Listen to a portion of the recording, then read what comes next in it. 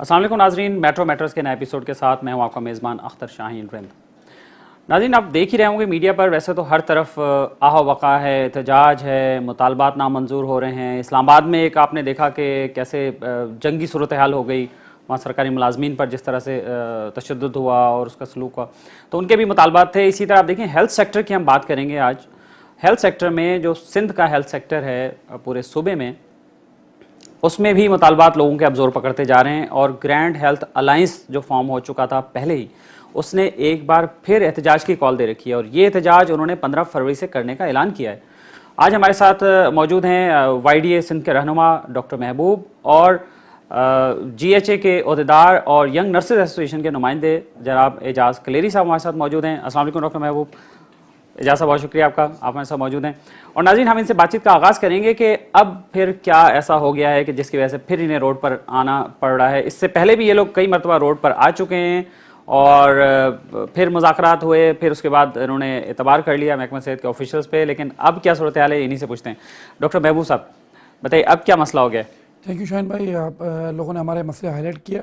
اصل بات یہ کہ یہ جو ماضی میں ہی جو 2011 سے یہ تحریکیں چلتی آئی ہوئی ہیں، پھر جو مسئلے حل نہیں ہوئے تو ہمارے جو سندھ کے تمام جو ہمارے ہیلتھ ورکرز ہیں، ڈاکٹرز ہیں، نرسز ہیں، پیرامیڈیکل نے ایک جی ایچ اے کا بنیاد ڈالا ہم نے جون میں 2020 میں، جس میں ہمارے جو یہ ڈیمانڈز تھی جو ماضی میں جو حل نہیں ہوئے ان کو ہم نے آگے رکھی۔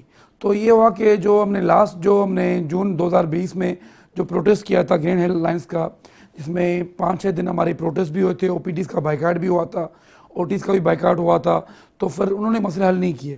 تو پھر ہم نے یہ کیا تھا کہ ہم نے پریس کلب پہ مظاہرے کیے، پھر بھی وہ لوگ ہیلتھ ڈپارٹمنٹ، ہیلتھ منسٹر، انہوں نے کوئی ایسا کوئی پازیٹیو رسپانس نہیں دکھایا۔ انہوں نے جسٹ ہمیں خوش کرنے کے لیے وفاقی جو ہمارے جو صوبائی منسٹر ہیں ناصر شاہ اور سعید غنی کے تھرو ٹاکس کروائے۔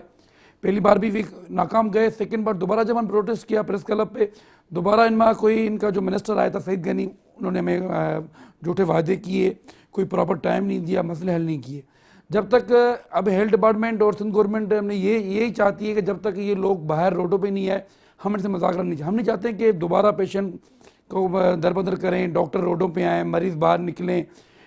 ہمارے جو ہیلتھ فیسلٹیز ہے پہلے ہی سندھ گورنمنٹ اس چیز میں فلاپ ہو چکی ہے، کیونکہ صرف ٹرشیری کیئر نہیں، جو پیریفیرل ہاسپٹل ہماری ہیں وہاں پہ مشینری کام نہیں کر رہی۔ ہمارے جو ڈاکٹر جو ایچ او پی جیز کام کر رہے ہیں، 2019 میں ایک وائی ڈی نے ایک اسٹرگل کی تھی جو پنجاب میں جو اسٹیمنٹ بڑھاتا ہو، یہاں میں اسٹیمنٹ بڑھانے کے لیے ہم نے کوشش کی تھی۔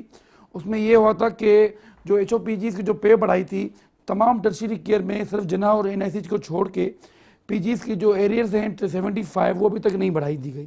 2 سال ہو چکے ہیں، 2 سال ان کے جو ہیلتھ ڈپارٹمنٹ جو مافیا بیٹھی ہوئی ہے، جو ہیلتھ کلرکس ہیں جو بیٹھے ہوئے ہیں، ایس او سیکشن آفیسر بیٹھے ہوئے ہیں، ان کا کام یہی ہے، جو فیور لوگ ہیں جن کے پاس فون ہے، سورس ہے، پیسے ہیں، ان کی فائلیں آپ کے 2 دن میں موو ہو جائیں گی۔ جو لوگ میرٹ پہ کام کر رہے ہیں، جو لوگ بیچارے دور دراز کے آتے ہیں، ان کے لیے دروازے بند کر دیے۔ ہم چاہتے ہیں کہ ہیلتھ میں ایک یونیفارم پالیسیاں ہوں جس کے کام عزت سے ہو جائیں، تاکہ جو بیچارے لوگ پڑھے لکھے جو آتے ہیں ہیلتھ ورکرز، ان کو اسی طرح روڈوں میں نہیں لایا جائے۔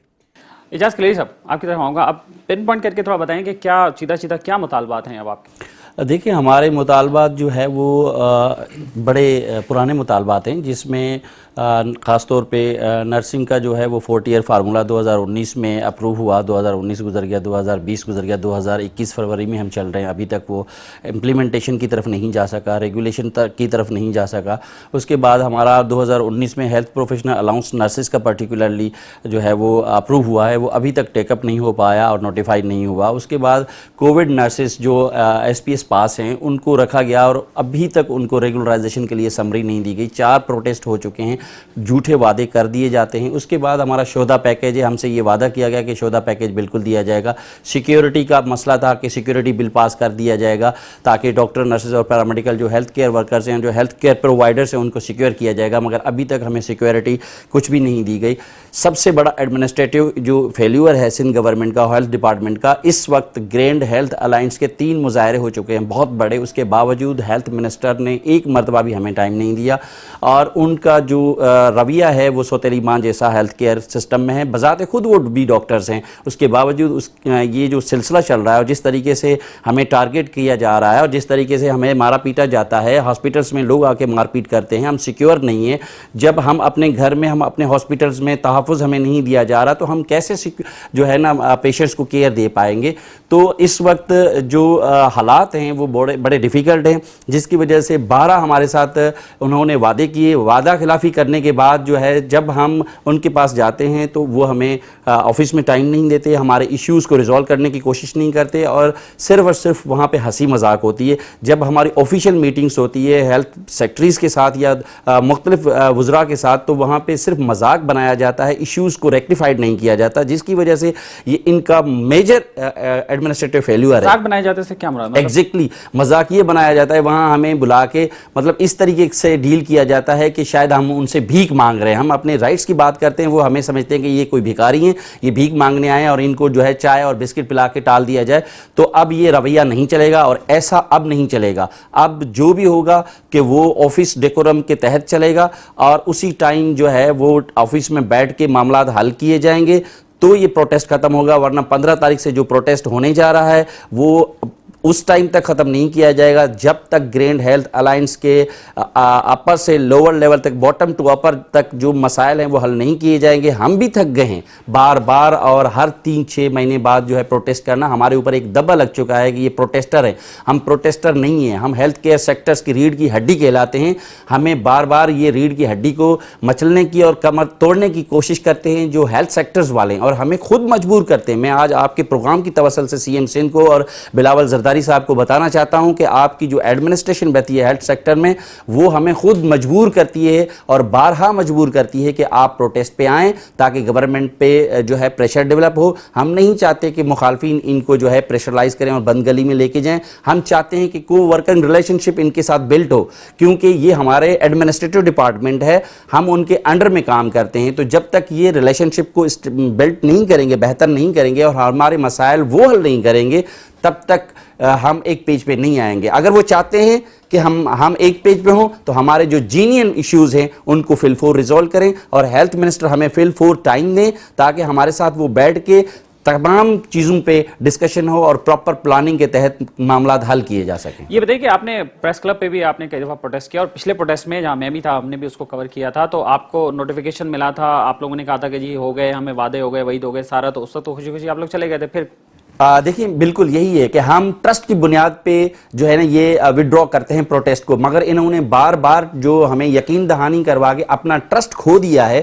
اب ان کے اوپر ہمارا ٹرسٹ نہیں ہے. اس ایشورنس پہ کچھ بھی عمل نہیں ہوا. ایشورنس انہوں نے صرف یہ دی تھی کہ جو ہمیں نوٹیفیکیشن ملا ہیلتھ رسک الاؤنس کا, وہ بھی پرماننٹ نہیں ہوا جب تک گورنمنٹ ہمارے ساتھ بیٹھی تھی. 2 سٹنگ منسٹر ہمارے ساتھ بیٹھے تھے اور انہوں نے یہ ایشورنس کروائی تھی کہ اس کو ہم بعد میں بیٹھ کے آپ کے ساتھ اس کو فلیکچولیٹ کر کے منیمائز کر کے آپ کو پرماننٹ بیسس پہ دیا جائے گا. اس وقت صرف ایشو یہ نہیں ہے رسک الاؤنس, ایشو یہ ہے کہ ہمارے لوگ دن بہ دن ڈے ٹو ڈے مر رہے ہیں. ڈاکٹرز, نرسز اور پیرامیڈیکلز جو ہیلتھ کیئر پرووائڈرز ہیں, اگر وہ مرتے جائیں گے, ان کو سیکیور نہیں کیا جائے گا, تو ڈیفینیٹلی جو پیشنٹس ہیں, جو عوام ہے, جو یہاں کے لوگ ہیں, وہ ہمارے لیے جو ہے نا پرابلم بن رہی ہے کہ ان کو سیکیور کرنے کے لیے ان کو ہیلتھ, آپ جو فرنٹ لائن فورس ہے ان کو ہی آپ سیو نہیں کر رہے, تو ڈیفینیٹلی جو آپ کی فرنٹ لائن فورس ہے وہ آپ کی ڈی مورلائز ہوگی. جیسے آپ جنگ میں فوجی لڑتے ہیں, آپ ان کو ڈی مورلائز کر رہے ہیں تو آپ جنگ نہیں جیت سکتے. تو اسی طرح سے ہمارے ساتھ بھی یہی ہو رہا ہے کہ ہمیں ڈی مورلائز کی طرف لے کے جایا جا رہا ہے. ڈاکٹر محبوب صاحب یہ بتائیے کہ گرینڈ ہیلتھ الائنس جیسے اسلام آباد میں بھی پروٹیسٹ ہوا, چیزیں ہوئیں, تو وہاں فیصل سلطان صاحب گئے اور ان کے مذاکرات ہوئے, وہاں تو مذاکرات ان کے کامیاب ہو گئے, تو یہاں آپ نے کال بھی دے رکھی ہے, چیزیں بھی ہوئی ہیں, تو یہاں کیا رویے ہیں اور کیا فیڈ بیک؟ جیسے کہ ہم نے لاسٹ ٹیوزڈے کو, ابھی 4 دن ہو گئے ہیں ہمارے جو پریس ریلیز کو اور اسٹیٹمنٹ کو, ابھی تک کوئی ہیلتھ ڈپارٹمنٹ سے کوئی مذاکرات کی کال نہیں آئی, کیونکہ ان لوگوں کو کوئی انٹرسٹ ہی نہیں ہے. جب تک ہمارے جو ہیلتھ ورکر روڈوں بھی نہیں آئے, پروٹیسٹ نہیں کرے, مسئلہ حل نہیں ہو. پہلی بات یہ ہے کہ دیکھو, ہم جو چاہتے ہیں کہ تھرو ٹاکس ہی کام ہو, تھرو پراپر چینل کام ہو. کم سے کم آپ نے جو ماضی میں جو وعدے کیے ہیں پیرامیڈیکل سے, نرسز سے, ڈاکٹر سے, تو وہ تو پورا کریں. چلو جو 1-2 چیز جو سیکرٹری صاحب کہتے ہیں کہ منسٹر صاحب کوئی پاس ٹائم نہیں ہے, کچھ فائلیں ہیں جو فنانس میں پڑی ہوئی ہیں, چلو جو ہیلتھ کے منسٹر ہیں ان کو ہیلتھ کے ایشو کے لیے ٹائم نہیں ہے, تو پھر کرتے کیا ہیں وہ؟ دوسری بات یہی میں ان سے پوچھنا چاہتا ہوں کہ یہ وجہ کیا ہے اصل. آپ کے ہیلتھ ورکر روز پروٹیسٹ کرتے رہتے ہیں, بیچ میں کووڈ کے ڈاکٹرز نرسز باہر روڈوں پہ تھے, ان کا کانٹریکٹ ایشو مسئلہ حل نہیں ہوا. ٹراما میں ڈاکٹر کام کر رہے ہیں, ان کا مسئلہ حل نہیں ہوا, کیونکہ یہ مسئلے ہیلتھ ڈپارٹمنٹ کے اپنے انٹرنل ایشوز ہیں. جو ہمارے جو ایچ او پیز جو کام کر رہے ہیں ان کے 2 سال سے ان کے ایریئرز رکے ہوئے ہیں. کیا وجہ ہے جو فائلیں موو نہیں ہو رہی؟ جب جاتے ہیں ان کو فائلیں تب یاد آتی ہیں. دوسری بات یہ کہ یہ تو ریگولر بیسس پہ ایک سسٹم ہونا چاہیے جو آگے چلتے رہنا چاہیے. پی جیز کی جو ڈیپوٹیشن کا ایشو ہے, ان کی ابھی تک انہوں نے کوئی یونیفارم پالیسی نہیں بنائی. کیا جو منسٹرز کے لوگ ہیں, جو وڈیروں کے جاگیرداروں کے بچے ہیں, ان کے لیے پالیسیاں ہیں؟ جو لوگ میرٹ پہ کام کریں ان کے لیے پالیسیاں نہیں ہیں. اور 200-300 جو ڈاکٹر جو بیچارے ان پیڈ کام کر رہے ہیں, 200 فیملیاں کام کر رہی ہیں, اتنا پڑھ لکھ کے وہ آگے آتے ہیں, ان کے ابھی تک ایسے نہیں کا ایشو سالو نہیں کیا انہوں نے. میں سمجھتا ہوں کہ یہ بالکل ناکارہ لوگ ہیں, ان کو ابھی یہاں سے بھی سیٹیں خالی کرنی چاہیے. اگر 3 دن کے اندر انہوں نے ہمارے کوئی جو مذاکرات پورے نہیں کیے تو ہماری جو نیکسٹ تحریک ہوگی وہ ہیلتھ منسٹر کے خلاف ہوگی. بھلے کچھ بھی ہو کیا بھی ہو, ابھی ان سے ہم دوبارہ کوئی ٹرسٹ کی بنا پہ ہم سے نہیں ملنا چاہتے. ہم چاہتے ہیں کہ پراپر جو ایچ او پی جیز کے ایشو ہیں, نرسز کی ریگولیشن فائل ایشو ہے, پیرامیڈیکل ڈاکٹرز نرسز کا جو سروس اسٹرکچر ہے آپ بحال کرو.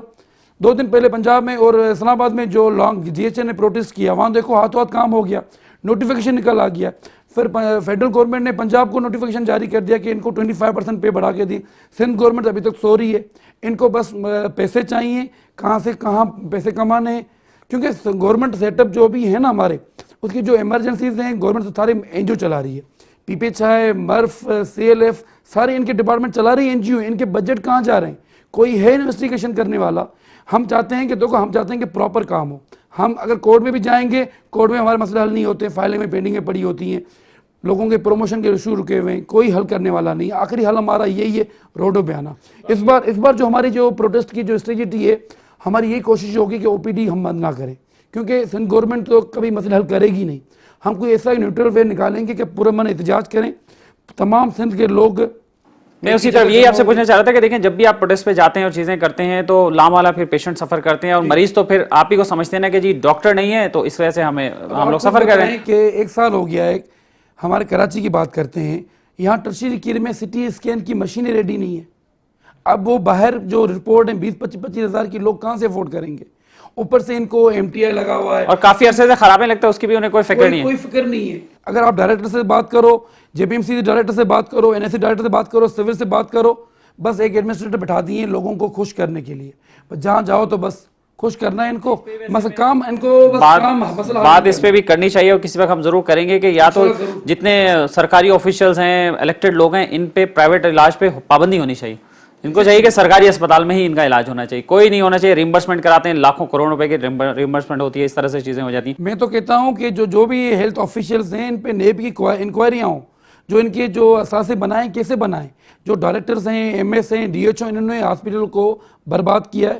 کیونکہ D H O, M S, director یہ فیوریٹ لوگ ہوتے ہیں جو یونیورسٹی میں بنتے ہیں, وی سیز بنتے ہیں. کوئی میرٹس نہیں ہے, کوئی پرائیویٹ کوئی ایڈمیشن پالیسیز نہیں ہے ان کی.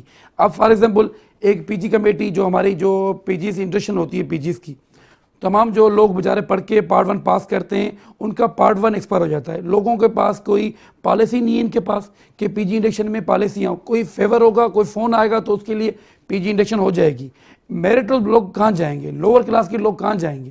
یہی ہمارا سوال ہے حکومت سے, ہمارا چیف آف آرمی اسٹاف سے, سی ایم سے, بلاول بھٹو زرداری سے, کیونکہ یہ ہیلتھ ڈپارٹمنٹ بالکل ناکارہ ہو چکا ہے. ان کو آپ پراپر ہٹائیں یا مسئلے حل کرائیں, ورنہ ہماری تحریکیں اس طرح بڑھتی رہیں گی. اعجاز کلیری صاحب, یہ بتائیں کہ اب پھر آپ جب احتجاج پہ جائیں گے, آپ نے اعلان کر رکھا ہے اور پریس کلب پہ آپ جا کے بیٹھیں گے, 15 فروری سے آپ نے اعلان کیا ہوا ہے, تو پھر کوئی مذاکراتی ٹیم آ جاتی ہے, پھر آپ کو لالی پاپ دیتے ہیں, پھر لارے لپے دیتے ہیں, تو پھر کیا ہوگا؟ پھر آپ لوگ پھر اٹھ جائیں گے دیکھیے سر, یا اس دفعہ کچھ مختلف چیز ہونے جا رہی ہے؟ اس مرتبہ بالکل مختلف ہوگی اور ڈیفرنٹ اسٹریٹجی کے ساتھ ہم بیٹھیں گے. کیونکہ ورنہ وہ تو یہی سوچیں گے یار ٹھیک ہے, اپنے امپلائی اپنے لوگ ہیں, بس جائیں گے 2 لوگ, پھر جا کے بیٹھ جائیں گے اور بولیں گے اچھا ٹھیک ہے. مطلب ان کو یہ ضروری ہے, لگ رہا ہے ان کے بیہیویئر سے, کہ ان کے لیے لازمی ہے کہ جب تک روڈ پر نہ آیا جائے, جب تک انہیں برا بھلا نہ کہا جائے, تو وہ خود اس کے لیے تیار ہی نہیں ہوتے. حالانکہ ہیلتھ ڈپارٹمنٹ جو ہے اس کے منسٹر ہیں, سیکٹری ہیں, سارے لوگ ہیں, ڈپٹیز ہیں ان کے, وہ کیا کام کرتے ہیں اگر وہ اس طرح کے ایشوز کو بھی ایڈریس نہیں کر سکتے تو؟ ایگزیکٹلی جیسے میں نے پہلے ہی آپ کو بتا دیا کہ اس وقت ہماری اسٹریٹجی بہت ڈیفرنٹ ہے، اور میں آپ کے پروگرام کی توسل سے سی ایم سندھ صاحب کو اور بلاول صاحب کو ریکویسٹ کرتے ہیں کہ اگر ہمارے مسائل حل کرنے ہیں پرماننٹ بیسس پہ اور مستقل طور پہ حل ہونے چاہیے جو ہماری ڈیمانڈ ہے، تاکہ ہیلتھ منسٹر صاحبہ کو جو ہے وہ ہمارے ساتھ بیٹھنا چاہیے، اور ان کو ہمارے ساتھ بیٹھنے میں کوئی جو ہے نا ایسی وجہ نہیں بنتی کہ نہ بیٹھیں، کیونکہ وہ خود بھی ڈاکٹرز ہیں اور ہیلتھ سیکٹرز کو دیکھ رہی ہیں اور ہیلتھ منسٹر ہیں۔ ہمارے لیے اگر ان کے پاس ٹائم نہیں ہے تو پھر میرے خیال میں وہ کیا کرتی ہیں کیا نہیں کرتی، یہ ایک بہت بڑا سوال ہے۔ میں سمجھتا ہوں کہ میں آپ سے بھی ریکویسٹ کروں گا کہ کسی ٹائم آپ کو اپرچونٹی ملے تو ضرور آپ ان سے بات کریں، مگر اس وقت اسٹریٹجی ڈیفرنٹ ہوگی، کوئی لالی پاپ نہیں چلے گا، اور جب بھی ہم مذاکراتی ٹیبل پہ بیٹھیں گے تو اسی ٹائم معاملات کے حل کا سالیوشن نکلنا چاہیے اور ہمیں نوٹیفیکیشنز ملنے چاہیے، ورنہ جس طریقے سے گرینڈ ہیلتھ الائنس پاکستان کا فیڈرل میں 80 to 90 ڈیز کا پروٹیسٹ چلا تھا اور کوئی بندہ ہاسپٹلز میں کام نہیں کرا تھا، تو اسی طریقے سے ہم بھی بیٹھیں گے۔ ہم کسی سے ڈرنے والے نہیں ہیں، ہم اپنے رائٹس کے لیے، اور ڈیموکریٹک رائٹ ہے ہمارا اور لیگل رائٹ ہے ہمارا کہ ہمارے معاملات نیگوسیشن کے ذریعے حل ہونے چاہیے۔ ہم نے بارہا جو ہے نا ان کے ساتھ ٹیبل ٹاکس کی، پچھلے 3 مہینے سے سیکرٹری ہیلتھ صاحب ہمارے ساتھ ملاقات نہیں کر رہے ہیں، تو آخرکار کیا وجہ ہے؟ اور باقی جو ان کے نیچے آفیسرز ہیں جب بھی ہم جاتے ہیں تو وہ یہی کہتے ہیں کہ ہاں جی ہم آپ کو ملاقات کروا دیتے ہیں، آپ کے مسائل حل ہو جائیں گے، یہ ہو جائے گا وہ ہو جائے گا۔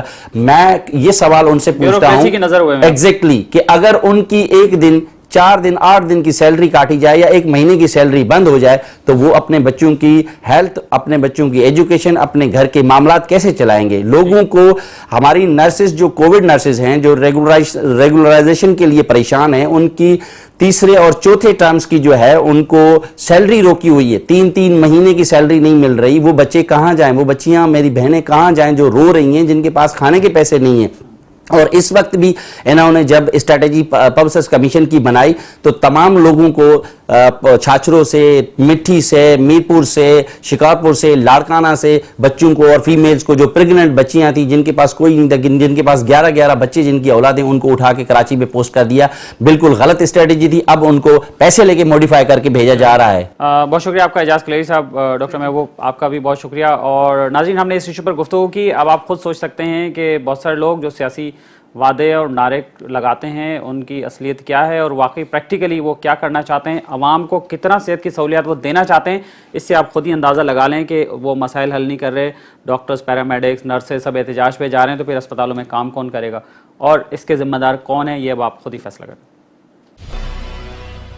جی ناظرین، اب بات کرتے ہیں تعلیم کی۔ ہمارے ساتھ آج کے مہمان موجود ہیں محترم عبید مظفر صاحب۔ عبید مظفر صاحب جو ہیں وہ مینیجنگ پارٹنر ہیں اور گروپ CEO ہیں دی مینجمنٹ پارٹنر کے۔ السلام علیکم عبید صاحب۔ وعلیکم السلام، بہت شکریہ آپ کا، آپ ہمارے ساتھ موجود ہیں اسٹوڈیو میں۔ عبید مظفر صاحب، پہلے تو یہ بتائیے کہ ایجوکیشن مینجمنٹ بھی ایک الگ ایک سبجیکٹ ہے۔ ویسے تو بہت سارے تعلیمی ادارے ہیں اور اپنے طور پر وہ مینجمنٹ کرتے ہیں، ایڈمنسٹریٹر بھی ہوتے ہیں، باقی چیزیں بھی ہوتی ہیں، تو یہ ایجوکیشن مینجمنٹ سے کیا مراد ہے؟ یہ کیا کانسیپٹ ہے بیسکلی؟ بہت بہت شکریہ۔ پہلے تو آپ نے پروگرام میں مجھے مدعو کیا۔ Education basically is the back bone of any economy, and the economy is the back bone of any country. اگر آپ اپنی اکانومی کو ڈیولپ کرنا چاہتے ہیں تو دراصل آپ کو ایجوکیشن کو ان پیرامیٹرز کے ساتھ، یعنی پلانڈ وے میں یا سسٹمیٹک وے میں اسپریڈ اپ کرنا ہوتا ہے کہ ہماری اکانومی کو کس چیز کی ضرورت ہے۔ اگر آپ کی اکانومی پھل پھول رہی ہوگی تو یقیناً آپ کی کنٹری بھی پھل پھول رہی ہوگی۔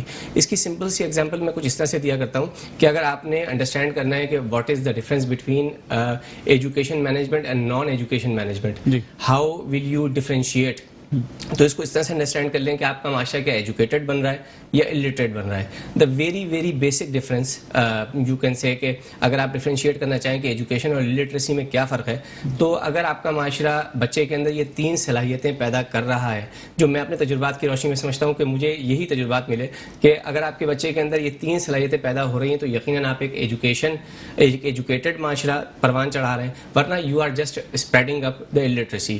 One of the most important thing کہ بچے بچے کی کمیونیکیشن اسکلز جو پوری دنیا میں آج کل اس پر کام ہو رہا ہے کہ کمیونیکیشن اسکلز امپروو ہو رہی ہیں. اگر وہ بچہ کمیونیکیشن اسکلز اپنی امپروو کر پا رہا ہے اور اس کی گفتگو کے اندر تبدیلی آ رہی ہے اور ایک امپروومنٹ آ رہی ہے, وہ ہر ماحول کو ایڈجسٹ کرتا ہے, that thing is, I think he is improving as an educated personality for the society. Secondly, میں چاہوں گا کہ اس پہ ہم ضرور فوکس کریں کہ ایک تو بچے کے اندر کریٹیوٹی آ رہی ہے کہ نہیں. ہم سب انوویٹرز پہ ہیں, انوویٹرز بنتے جا رہے ہیں. ہم بچے کے اندر یہ اسکلز پروان چڑھانا ہی نہیں چاہتے کہ اس کی اسکلز خود اتنی امپرووڈ ہوں کہ وہ انوالو ہو ان ایکٹیویٹیز کے اندر جو کریٹیو ایکٹیویٹیز کہلاتی ہیں. پوری دنیا اس پر ریسرچ کر رہی ہے. زیادہ تر ریسرچ اسی بات پہ کی جا رہی ہے کہ بچے کی اسکلز کیسے امپروو کی جائے, اس کا آئی کیو کیسے امپروو کیا جائے, اس کے ای کیو کو اس کے آئی کیو کے ساتھ کیسے کمبینیٹو وے میں پروان چڑھایا جائے. تھرڈلی, سب سے امپورٹنٹ چیز جو میرے ذہن میں اب جو آتی ہے, جو میں بولتا ہوں کہ اگر آپ کی کمیونیکیشن امپروو ہو گئی ہے, کریٹیوٹی امپروو ہو گئی ہے, تو کیا وہ بچہ اس کمیونیکیشن کو, اس کریٹیوٹی کو اپنے کانفیڈنس کے ساتھ استعمال کر سکتا ہے. تو یہ 3 C's ہیں جو کسی بھی معاشرے کی بیک بون بنتے ہیں اگر آپ اس کو بچے کے اندر امرس کرتے ہیں. Communication skills, creativity and confidence. یاد رکھیے گا, جب تک کہ بچہ ان چیزوں میں منہمک نہیں ہوگا, متمسک نہیں ہوگا, تو کبھی بھی نہ وہ اپنے اندر اپنی پرسنالٹی کو کمپلیٹ نہیں کر پائے گا. یہ 3 اسکلز بہت زیادہ ضروری ہیں اور یہی 3 چیزوں سے جو بچے کی شخصیت پروان چڑھتی ہے وہ ہمارے ایجوکیشن مینجمنٹ کا حصہ بنتی ہے. رائٹ, تو یہ بتائیے کہ کیسے اسیس کیا جائے ان تعلیمی اداروں کو کہ وہاں یہ ساری تینوں چیزیں فالو ہو رہی ہیں, نہیں ہو رہی ہیں, اور وہاں بچے کو اپرچونٹی ملے گی نہیں ملے گی, اس کے کیا پیرامیٹرز ہیں؟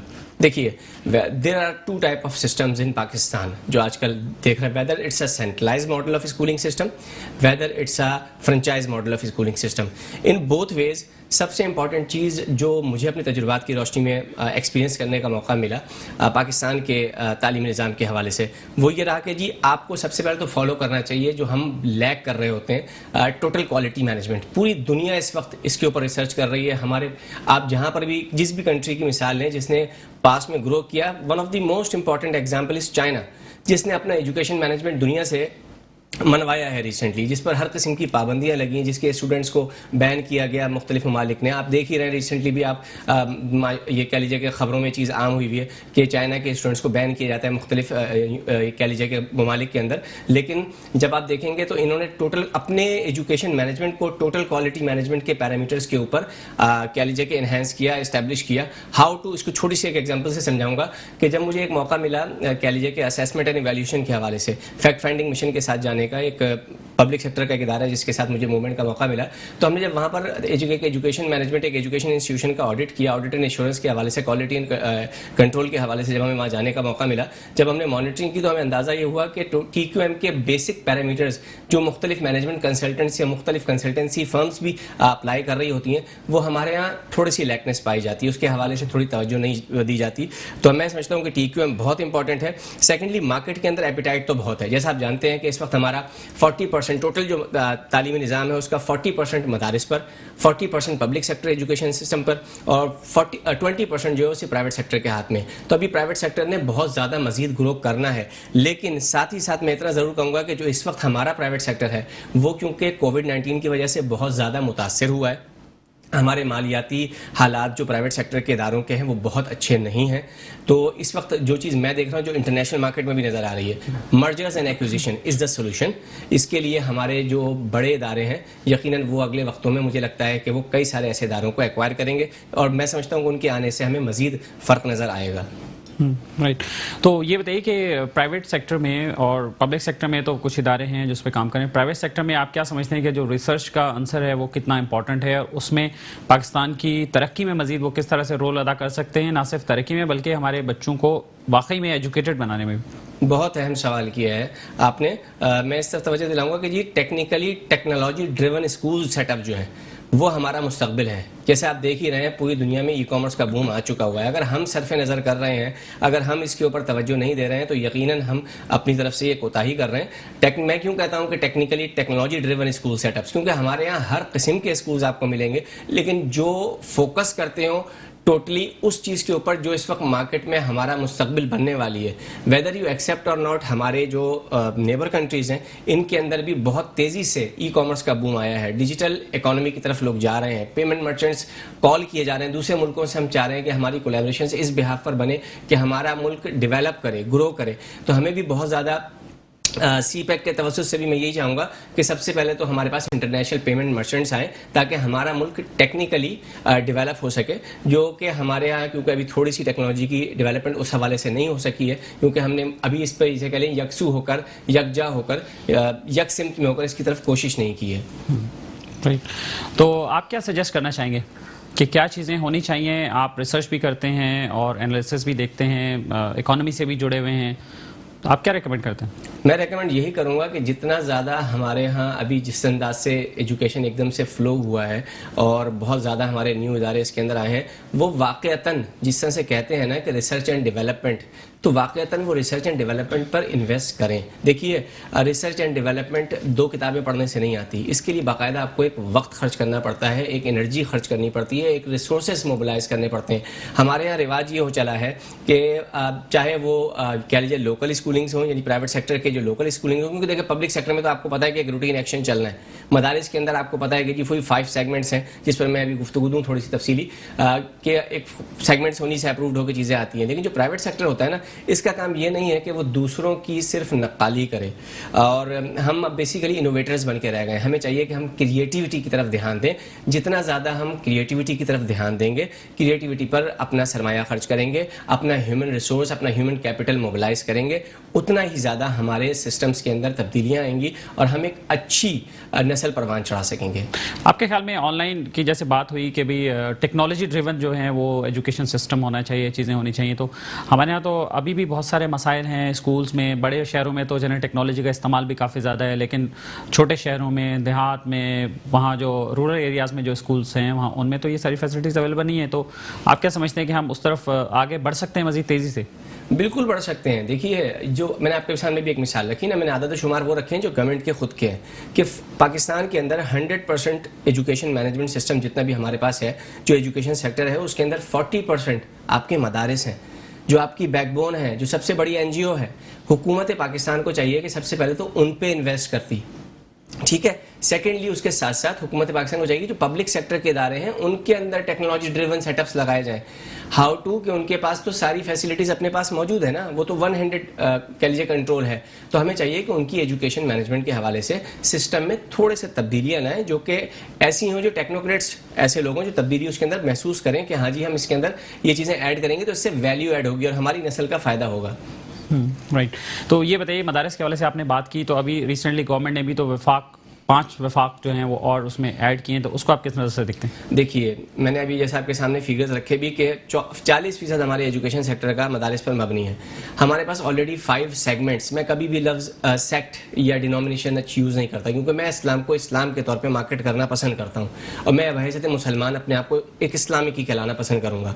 ریئلٹی یہ ہے کہ ہمارے پاس آلریڈی 5 سیگمنٹس تھے، جس میں سے 70% ایک پورشن ہے، 25% کا ایک سیگمنٹ کا پورشن تھا، باقی 10% کے اندر باقی 3 کے پورشنز تھے۔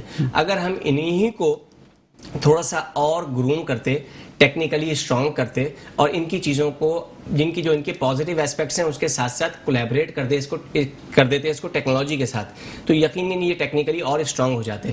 لیکن ابھی جن لوگوں کو مزید وفاق بنائے گئے ہیں، یقیناً اگر یہ مزید کوئی کہہ لیجیے کہ فروئی باتوں پر انا پرستی پھیلانے کے بجائے معاشرے کے اندر کوئی صحت مند کمپٹیشن کریٹ کرتے ہیں، تو میں یقیناً اس کو ایک بہت مثبت قدم قرار دوں گا، جو کہ مجھے لگتا نہیں ہے، کیونکہ ابھی جتنی بھی صورتحال ہے، جتنے نئے وفاق بنائے گئے ہیں، ان کے ابھی جو ایگزسٹنگ اسکولنگ سسٹم جو ان کے آلریڈی مدارس کے ساتھ ساتھ چل رہے ہیں ان میں جانے کا اتفاق ہوا۔ اس کے علاوہ ان تمام وفاق، ان تمام فیڈریشنز اور ان تمام بورڈز کے ساتھ مجھے گفتگو میں رہنے کا موقع ملا ہے۔ ان تمام علماء کرام کی، مشائخ عظام کی میں بہت قدر و منزلت بھی کرتا ہوں۔ اگر یہ چاہیں تو انہی سیٹ اپ کے اندر رہتے ہوئے چیزیں مزید امپروو کی جا سکتی تھی۔ نیا بنانے کا مطلب صرف یہ لگ رہا ہے کہ شاید ان گروپس کے اندر جو اچھے ہیوی ویٹس تھے انہوں نے اپنے نام مارکیٹ کرنے شروع کر دیے ہیں، جس سے میں نہیں سمجھتا کہ اس امت اسلامیہ، ملت مسلمہ، قوم محمدیہ کو صلی اللہ تعالیٰ علیہ وآلہ وسلم علیہ الصلوۃ والتسلیم کو کوئی فائدہ ہوگا۔ اگر کمپٹیشن کرنا تھا انہی 4-5 کے درمیان ہی کمپٹیشن ڈیولپ کیا تھا۔ نیو وفاق بنانے سے مزید تفریق آئے گی، مزید کٹھا پھٹا ماحول بنے گا، یقیناً ہم کوئی اچھی چیز سامنے نہیں لا پائیں گے۔ یہ خدشہ ہے آپ کو؟ یقیناً میں سمجھتا ہوں۔ اچھی بتائیے کہ دیکھیں ایجوکیشن بھی تو ایک انڈسٹری ہے، بالکل، اب ایک سیکٹر ہے، اب ایک بزنس ہے، تو جو لوگ اس میں آ رہے ہیں صرف وہ اس نظریے کے تحت تو نہیں آ رہے کہ جسٹ انہوں نے ایک اچھے نسل ایک جو ہے وہ اس کو پروان چڑھانا ہے, اس کو تعلیم و تربیت دینی ہے, بلکہ ان کا ایک مطمع نظر یہ بھی ہے کہ انہوں نے اس سے 4 پیسے بھی کمانے, انہوں نے اس سے اپنے بزنس بنانے. دیکھیں نا, ایک اسکول کھولا, اس کی پھر آگے برانچز کھلی, پھر فرینچائز کا سلسلہ اب شروع ہو گیا کہ اب برانڈ نیم ایک بنا کے اور انہوں نے بانٹنا شروع کر دیا کہ ٹھیک ہے جی ہمیں تو آپ اتنا ایک اماؤنٹ لا کے دے دو اور باقی آپ کی مرضی ہے, آپ جن کو جیسے چاہو لوٹو یا جو بھی کرو. بہت سارے ادارے اچھے بھی ہیں, یقیناً اچھا کام بھی کریں, لیکن اس کے ساتھ ساتھ مارکیٹ میں یہ والا بھی ایک عنصر ہے. تو آپ کیا سمجھتے ہیں کہ فائنینشلی ایجوکیشن کا ماڈل کیا ایک بہترین ماڈل ہو سکتا ہے جس سے جائز منافع بھی کمائیں, کاروبار بھی چلائیں, لیکن اس تعلیم کو بیچیں نہیں؟ ایبسلیوٹلی, بہت زبردست کوشچن کیا آپ نے. دیکھیے کچھ صورتحال اس طرح کی لگتی ضرور ہے, لیکن اتنی کہہ لیجیے کہ بری صورتحال ہے بھی نہیں. دیکھیے دونوں سیگمنٹس میں اچھا کام بھی ہو رہا ہے. جیسے میں نے الحمدللہ اپنی زندگی میں تجربات فرنچائز ماڈل کے ساتھ بھی کیے ہیں اور سینٹرلائز ماڈل کے ساتھ بھی کیے ہیں. سینٹرلائز ماڈل میں یہ اتھارٹی زیادہ ہوتی ہے کہ آپ چیزیں چینج کر سکتے ہیں. میں کیوں کہتا ہوں کہ جی کریٹیوٹی لائیں, نیو لوگ آئیں, تو جب آپ سینٹرلائز ماڈل میں ہوتے ہیں نا تو آپ کے پاس اتھارٹی تھوڑی زیادہ ہوتی ہے. فرنچائز ماڈل میں آپ تھوڑے سے باؤنڈ ہوئے ہوتے ہیں کہ کوئی چیز پازیٹیو آ رہی ہے تو بھی قبول کرنی ہے, کیونکہ آپ نے فرنچائز بائی کر لی, سب کچھ آپ نے تھوپ دیا ہے, اتھارٹی دے دی ہے ہیڈ آفس کو, اب وہ جیسا بھی چیز کریٹ کرے آپ کو قبول کرنی ہے. لیکن سینٹرلائز ماڈل میں آپ کو یہ ایک بینیفٹ ہوتا ہے. سیکنڈلی دیکھیے, یقیناً یہ ایک ایجوکیشن سیکٹر ہے, ایجوکیشن انڈسٹری نہیں ہے, کیونکہ یاد رکھیے گا طلب العلم علی فریضۃ کل مسلم و مسلمات, یعنی فریضہ تو ہے نا ہمارے پر, یہ تو ایک عبادت کے طور پہ ہمارا ہمیشہ پیشن رہا ہے, اور ٹیچنگ کو یا ایجوکیٹرز کو ہمیشہ ہمارے معاشرے میں ایک خاص نمایاں مقام دیا جاتا رہا ہے. ہمیشہ ہم نے بھی اپنے اساتذہ سے, معلمین سے یہی چیز سیکھی ہے تربیت میں. تو اصولی طور پہ اس کو سیکٹر یقیناً میں ریکگنائز کرتا ہوں, اور ہمیں اس چیز کو مان لینا چاہیے کہ پاکستان کا مستقبل اگلے وقتوں میں ہے ہی صرف ایجوکیشن پر. تو ہمیں چاہیے کہ اس کے اندر اس کو سیکٹر کے طور پہ تسلیم کریں اور اس کے اندر آنے والے ہر تبدیلی کو قبول کریں. کلیئر, اور ساتھ ہی ساتھ کوششیں کریں. جو سینٹرلائز ماڈل ہے میں اس کو زیادہ پریفر اس لیے کرتا ہوں کہ اس کے اندر جو جن کی اونرشپ ہوتی ہے وہ خود اس کو قریب سے مانیٹر بھی کر رہے ہوتے ہیں. مانیٹرنگ اینڈ ایویلیوشن بہت امپروو ہو کے سامنے آتی ہے. بہت شکریہ آپ کا عبید مظہر صاحب, آپ ہمارے ساتھ موجود رہے اور اس موضوع پہ گفتگو کی. انشاءاللہ کوشش کریں گے کہ نیکسٹ ٹائم بھی آپ کو زحمت دیں تاکہ اس پر ہم مزید سیراسل گفتگو کر سکیں. بہت شکریہ.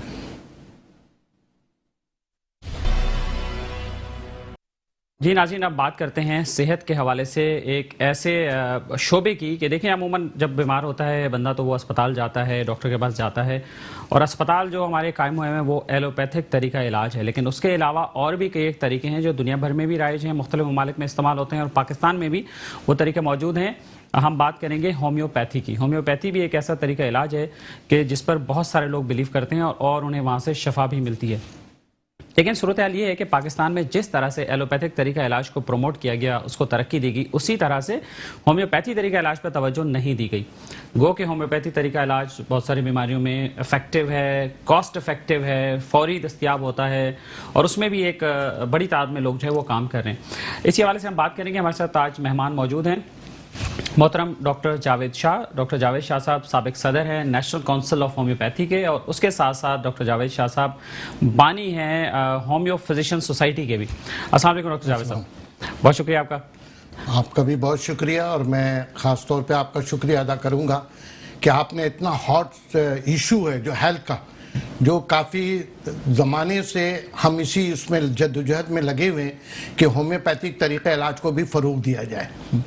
ڈاکٹر صاحب یہ بتائیے کہ پاکستان میں ہومیوپیتھی کا ابھی مسئلہ کیا چل رہا ہے, ہومیوپیتھی پروفیشن کا کیا مسئلہ چل رہا ہے, اور اس پر جو باتیں ہو رہی ہیں کہ سینٹ نے جو قانون سازی کی ہے اس کے حوالے سے بھی اس کو اپوز کیا جا رہا ہے, تو کیا صورتحال کیا ہے اس وقت؟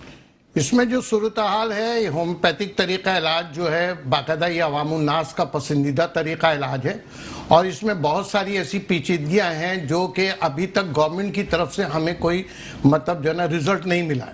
پاکستان میں 2 طریقہ علاج جو ہے وہ, ایک ہے ایلوپیتھک سسٹم, وہ 1962 میں ایکٹ آیا, اور ہومیوپیتھک جنوری 1965 میں ایکٹ میں آیا. تو اب 1965 میں جو آیا اور 1962 میں آیا, آپ کو سامنے فرق ظاہر ہے کہ نہ تو اس پہ گورنمنٹ جاب مل رہا ہے, نہ اس میں اپ گریڈیشن ہو رہا ہے ایجوکیشن کا, کیونکہ جو حالات ابھی ہومیوپیتھی کے وہی حالات پہلے 1962 میں ایلوپیتھک سسٹم پہ تھا. لیکن گورنمنٹ آف پاکستان نے ایلوپیتھک سسٹم پہ بہت ترقی دی, جبکہ عوام الناس بیچاری جو ہے وہ پرائیویٹ کلینک سے وہ صحت یاب بھی ہو رہی ہے. اور کراچی میں صرف ایک بلدیہ عظمیٰ کراچی کے تحت جو ایک ہسپتال صرف چل رہا ہے, اس کے اوپر شدید ضرورت یہ ہے کہ جو ابھی سینٹ نے یہ بہت بڑا کردار ادا کیا، لیکن سینٹ میں شاید یہ چیزیں ابھی تک بتایا نہیں گیا ہے کہ ہائر ایجوکیشن کمیشن نے 2009 میں سلیبس اپروو کیا جو BHMS جو ہے bachelor of homeopathic medical sciences کا. اس میں سب سے بڑی خوبی یہ ہوگی کہ جو DHMS کر چکے ہیں، جو اہلیت رکھتے ہوئے وہ اپ گریڈ ہو سکیں گے، اور جب ڈگری پروگرام چل پڑے گا تو اس میں ایم فل بھی ہوگا، PhD بھی ہوں گے، اسپیشلسٹ بھی بنیں گے. اور جہاں تک سوال ہے علاج کا، تو عوام اس لیے علاج کراتی ہے کہ جو دوسرے طریقے علاج میں لاکھوں روپیہ خرچ ہوتا ہے اس میں ہزاروں روپے پہ لوگ صحتیاب ہوتے ہیں. ڈاکٹر صاحب اس پہ بھی بات کرتے ہیں، علاج پہ بھی، لیکن پہلے یہ تھوڑا سا بتا دیجیے ہمارے ناظرین کے سمجھنے کے لیے کہ سینٹ نے جو قانون سازی کی ہے وہ کیا قانون سازی ہے؟ قانون سازی یہ کیا ہے کہ اب داخلی معیار جو ہے نا، اب انہوں نے انٹرمیڈیٹ سائنس رکھا ہے جو بہت ضروری ہے میڈیکل سائنس کے لیے. پہلے جو تھا وہ ہر طرح کے لوگوں کو ایڈمیشن مل جاتا تھا، لیکن سینٹ جو ابھی لا رہی ہے، پہلے بھی تو میٹرک سائنس تھا، میٹرک سائنس تھا، اور کچھ بہت سارے ایسے لوگ بھی تھے جو آپ کے سائنس سے MBBS ڈاکٹر نے بھی مطلب جو ہے نا ایڈمیشن لیا، لیکن معیار جو تھا وہ انٹر سائنس نہیں تھا، وہ میٹرک سائنس تھا. تو یہ سینٹ نے بڑا اچھا اقدام اٹھایا، کیونکہ جس وقت زمانے میں کونسل میں تھا پریزیڈنٹ، اس وقت بھی میں نے آپ کے اسکیم آف اسٹڈیز اور ہیلتھ ڈپارٹمنٹ کے ساتھ مل کر کے BHMS کا ڈگری پروگرام شروع کرانے کے لیے کوشش کیا. الحمدللہ وہ تو ہو گیا ہے، لیکن طریقہ کا علاج جب اس وقت تک اپ گریڈیشن جب تک ایجوکیشن میں نہیں ہوگا، کیونکہ دنیا کے اندر آپ دیکھیں کہ گریجویشن کا بھی معاملہ سسٹم چینج ہو گیا. پہلے B فارمیسی 3 سال کا 4 سال کا ہوتا تھا، وہ بھی اپ گریڈ ہو کے ڈاکٹر آف فارمیسسٹ ہو گیا. اسی طرح میں یہ کہوں گا کہ سینٹ کو اور قومی اسمبلی کے اندر جو بل جانا ہے اس کے اندر تمام میں سیاسی جتنے بھی ہیں ان سے میں یہی ریکویسٹ کروں گا کہ وہ معیاری تعلیم کو برقرار رکھتے ہوئے ہائر ایجوکیشن کمیشن نے جو سلیبس اپروو کیا ہے اس کے تحت تمام یونیورسٹی میں شعبہ قائم کیا جائے، کلاسز شروع کرایا جائے. میں آپ کی بات کرنا چاہوں گا کہ اردو یونیورسٹی میں پروگرام شروع ہوا تھا BHMS کا، لیکن اس ٹائم میں جو ہے نا کچھ ایشو ان کے آگے آپ کے وائس چانسلر کا، جس کی وجہ سے وہ بھی رک گیا. تو میں صدر پاکستان صاحب جو چانسلر ہیں ان سے میں یہی ریکویسٹ کروں گا کہ دوبارہ آغاز کریں BHMS کا، تاکہ لوگ اپ گریڈ ہوں اور ہومیوپیتھک کے اندر جو ہے نا روزگار بھی مہیا ہو سکے. اچھا ڈاکٹر صاحب یہ بتائیے کہ اب جو سینٹ نے جو پاس کیا ہے ایکٹ، اس میں اب کیا بتائیے گا کہ FSc انٹر سائنس کے بعد ڈپلوما ہو سکے گا ہومیوپیتھی میں؟ نہیں، ڈپلوما کرنے کی ضرورت نہیں ہے، کیونکہ دیکھیں ڈپلوما دنیا کے اندر ہوتا ہے اسپیشلسٹ بننے کے بعد. اب آپ دیکھ لیں MBBS بننے کے بعد جو ہوتا ہے وہ باقاعدہ 2 سال کا جو کلاسز کرتے ہیں FCPS وغیرہ، اسی طرح ہومیوپیتھک سسٹم پہ ہونا چاہیے. دنیا میں آپ کہیں بھی چلے جائیں، یہ واحد ملک ایشین کنٹری میں تھا، پڑوسی ملک میں بھی یہ سسٹم تھا، لیکن اب انہوں نے بھی اپ گریڈ کر کے BHMS کے بعد پھر ڈپلوما اسپیشلسٹ کا کر رہے ہیں مختلف شعبوں میں. تو وہ رائج ہونا چاہیے جس سے عوام الناس کو بہتر سہولت بھی ملے گا اور معیاری ڈاکٹر بھی ملیں گے. تو یہ بتائیے کہ پھر نیشنل کونسل آف ہومیوپیتھی کے جو پریزیڈنٹ جو لوگ ہیں وہ اس کی کیا مخالفت کر رہے ہیں اور کس وجہ سے مخالفت کر رہے ہیں؟ وہ اس لیے مخالفت کر رہے ہیں کہ وہ تقریباً جو ہے نا الیکشن کے ذریعے وہ آ جاتے ہیں. تقریباً اس دفعہ جو کونسل کا جو ٹینور ہے جس میں 21 ممبر میں سے 17 ممبر جو ہیں وہ ہومیوپیتھک کالج کے مالکان ہیں. اب آپ یہ بتائیے کہ جو کالج مالکان ہیں وہ مالکان ہیں باقاعدہ؟ جی مالکان ہیں، مالکان ہیں، کالج مالکان ہیں. اور ہو سکتے ہیں ایز پر رولز. اصل میں ہمارے یہاں کسی چیز کا رولز تو بہت سارا ہے، لیکن رولز پہ عمل نہیں کیا جاتا ہے. اور منسٹری اس میں غفلت ہے، منسٹری آف ہیلتھ کی، کیونکہ ان کو یہ چاہیے تھا کہ باقاعدہ وہ الیکشن میں جو ہے وہ ڈاکٹر ہومیوپیتھک نہیں بلکہ کالج مالکان کا بار بار کمپلین جا رہا تھا. اب آپ یہ بتائیے کہ جو کالج مالکان ہیں وہ آج کل جو بھی ایجوکیشن کا جو برا حال ہوا ہے وہ مالکان کب چاہتے ہیں کہ تعلیم دیا جائے؟ نہ تو ان کے ہاں تعلیم کا سلسلہ ہے، یہاں تک کہ آپ حیران ہوں گے کہ 14 سال ہو گیا کنڈیشنل کالج چل رہا، وہ اس کے مالک ہیں.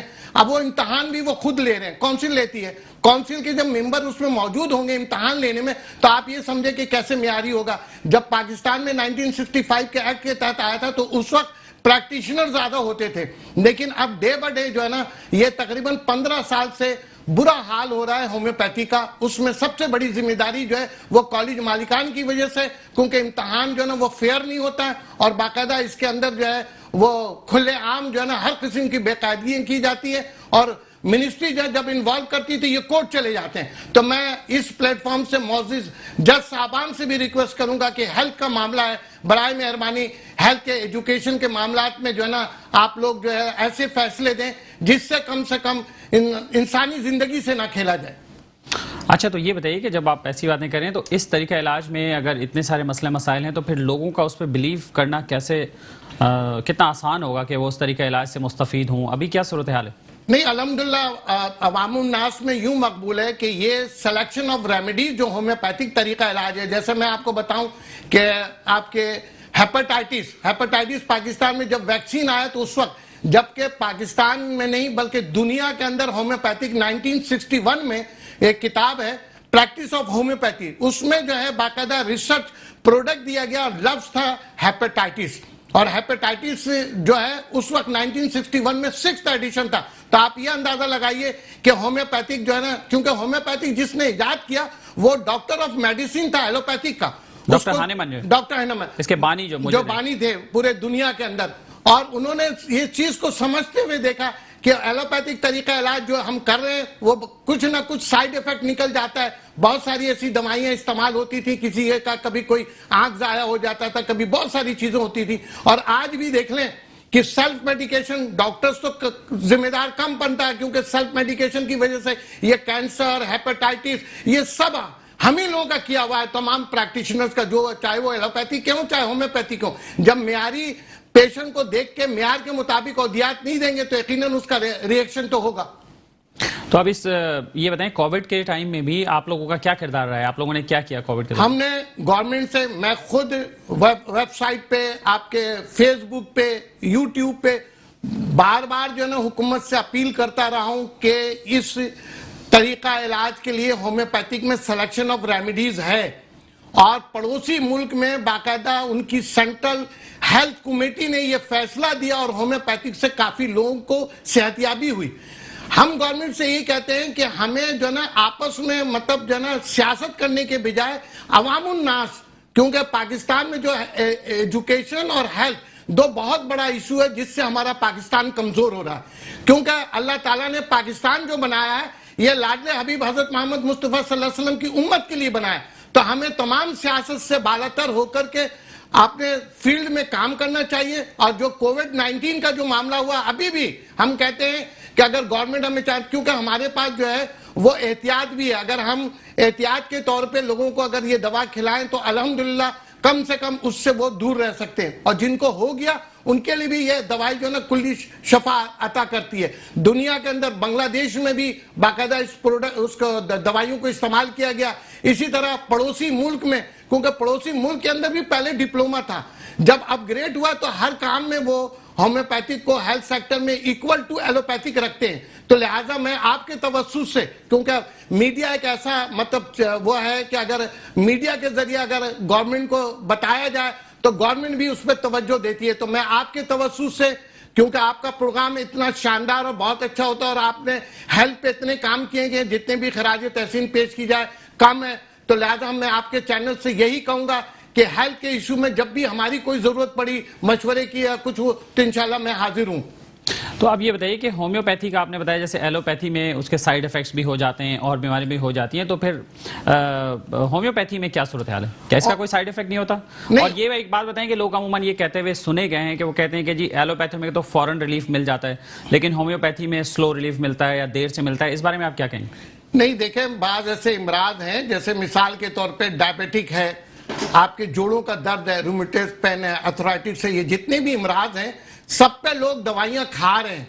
होम्योपैथिक जो है एक ऐसा तरीका इलाज है जो नेचुरल सिस्टम के तहत है, क्योंकि होम्योपैथिक में सिलेक्शन ऑफ रेमेडीज मेन है।